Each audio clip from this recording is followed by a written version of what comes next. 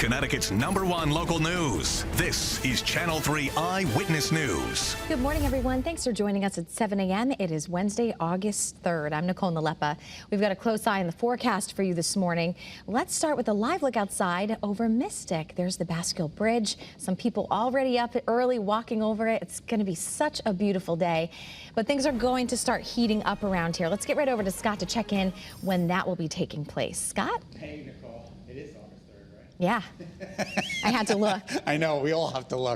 Because the summer is flying by. Flying. That's why. All right. Our Channel 3 early morning dual pole radar scans to stay dry. It's going to be a lovely day of weather today with temperatures topping out in the upper 80s and low 90s.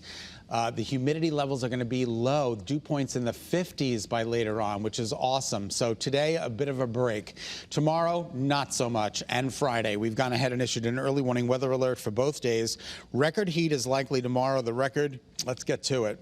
96 degrees set back in 1944. The record is expected to fall. Now, Bridgeport, it's going to be close.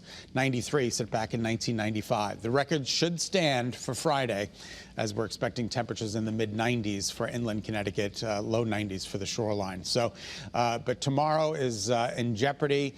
We're forecasting a high of 98 with heat indices once again at 105. Both Thursday and Friday. That's what it's actually going to feel like. So the National Weather Service has gone ahead and issued a heat advisory for Thursday and Friday. Once again, heat indices up to 105. Not today. It is gorgeous out there today. New Haven, clear skies, 72 degrees, lovely. More of the same at Bradley. What a beautiful sunrise it was, 69 degrees. That's a good number. Torrington, good morning to you. Temperatures are in the mid-60s there. And Waterbury, you're at 67 with abundant sunshine, so that's good news. More numbers for you. Wow, 63 in Salisbury. You guys made it down to 61 this morning, which is a little bit below average. The numbers are starting to climb, and they'll climb into the low 90s today for inland Connecticut, upper 80s for the shoreline. And then you'll notice the dew points have come down. They're in the low 60s right now, which is okay. Little bit muggy, but not a big deal. But as the day wears on, the dew points are going to be dropping into the 50s. So here's the dew point trend. Very pleasant today. And then, unfortunately, it climbs right into the muggies, if not the downright oppressives for the foreseeable future. Temperature differential, we're down a few degrees from where we were 24 hours ago. Not a big deal. The winds are out of the north-northwest, anywhere from 3 to 9 miles an hour. Also, that wind is not a big deal. The visibility is at a perfect 10.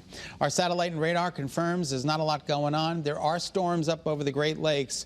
That storminess won't have an impact on us until Friday afternoon, late Friday afternoon through Friday evening, with our next chance for scattered showers and thunderstorms. So according to early warning futurecast, tomorrow's weather today, we stay high and dry during the day today, tonight, and tomorrow. Should be another mostly sunny day. A couple of clouds around tomorrow morning, but not a big deal. And you'll notice Thursday, 9 o'clock, we're doing pretty good out there. So that's some good news.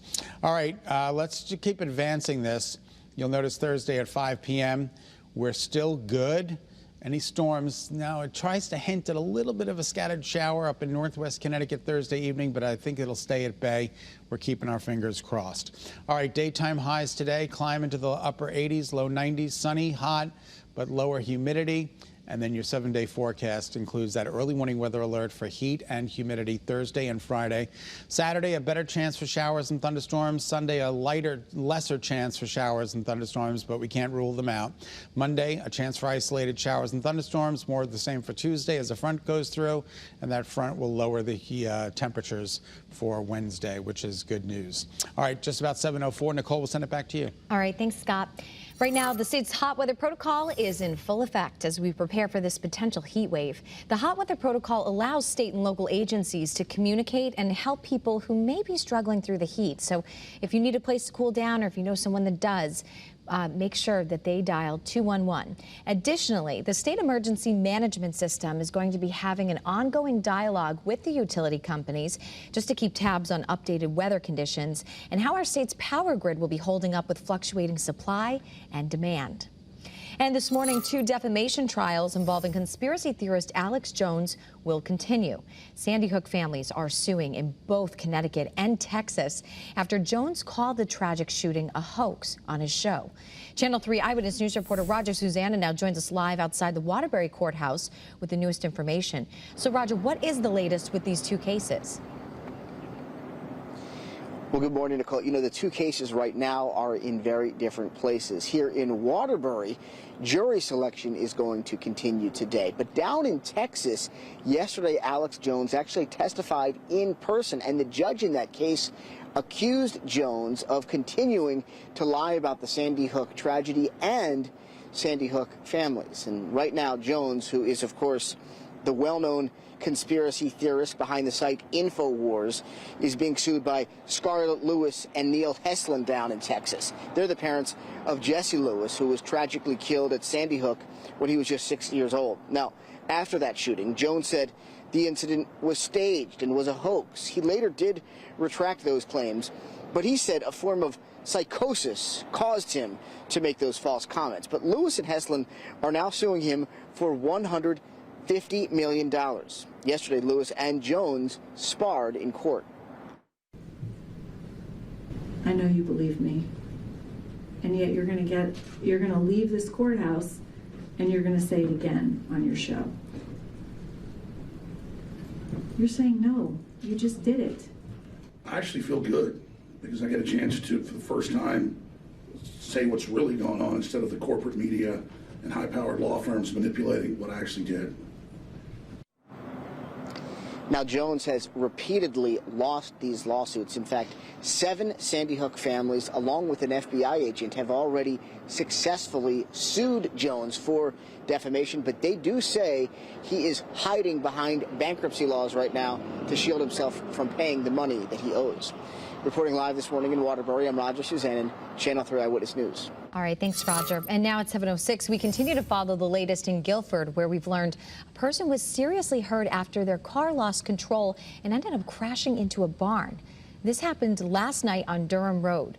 Police ended up closing the road down for a little while. It is now back open this morning, but we are still working to get you an update on the driver's condition and the cause of the crash. So we'll bring that to you as soon as it comes into our newsroom. A Merida man was arrested after police say he stalked a woman from New Britain and then tried to kidnap her. Jose Carrasquillo Serrano was taken into custody right outside the woman's home. Investigators say that he had assaulted the victim and then tried to get her inside the car. Officers say he tried to run but was later caught. He now faces several charges and is currently being held on a $1 million bond. And today, Governor Ned Lamont is ordering that all flags in the state be flown at half-staff in honor of Master Sergeant Michael Clark of Bolton. He was killed by a lightning strike during a training exercise at Fort Gordon in Georgia. Calling hours and a funeral service for Sergeant Clark will be held today and tomorrow in Windsor. And happening tonight in New Haven, the mayor and police chief there are hosting their second public safety town hall. Now, residents here will have the chance to meet the newly sworn-in Chief Carl Jacobson, share their thoughts and concerns, and discuss the incident involving a man who was hurt while in police custody, Randy Cox. The meeting is tonight at 7 right at the James Hill House High School. Thank you so much for tuning in to Eyewitness News on this Wednesday. Remember, you can get news and weather updates anytime on the Channel 3 app. So be cool, stay cool. Make sure to download that new Channel 3 weather app. Be healthy, stay positive. See you back here tomorrow.